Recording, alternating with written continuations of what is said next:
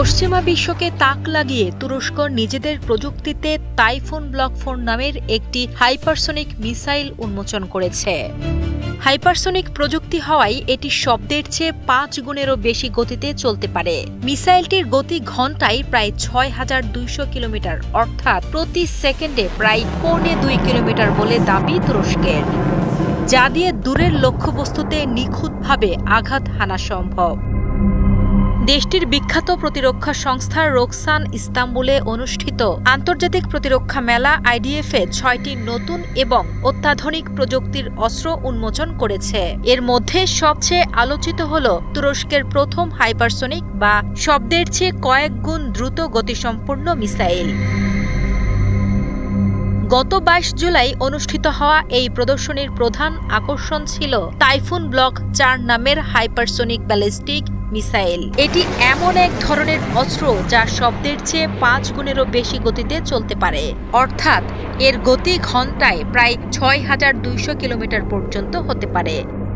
এই গতিতে চলার কারণে এটিকে ঠেকানো খুবই কঠিন। এটি তুরস্কের নিজেদের তৈরি সবচেয়ে দূরপাল্লা এবং শক্তিশালী মিসাইল, যার ওজন ৭,০০০ কেজিরও বেশি। এটি বিভিন্ন ধরনের গুরুত্বপূর্ণ সামরিক লক্ষ্যবস্তুতে শত্রুপক্ষের আকাশ প্রতিরক্ষা ব্যবস্থা, কমান্ড সেন্টার এবং সামরিক স্থাপনায় নিখুঁতভাবে আঘাত হানতে সক্ষম।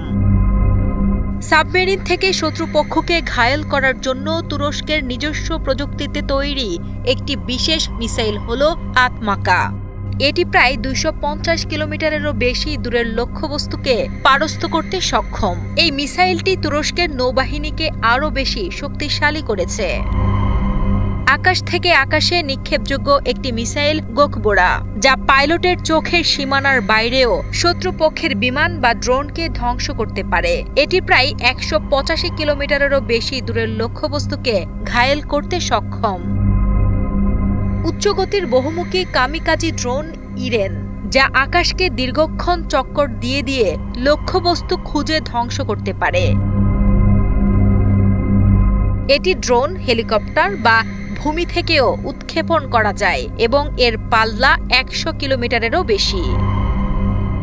৩০০ এর এমন একটি ব্যালিস্টিক মিসাইল সিস্টেম যা যুদ্ধবিমান বা বড় আকারের ড্রোন থেকে নিক্ষেপ করা যায়।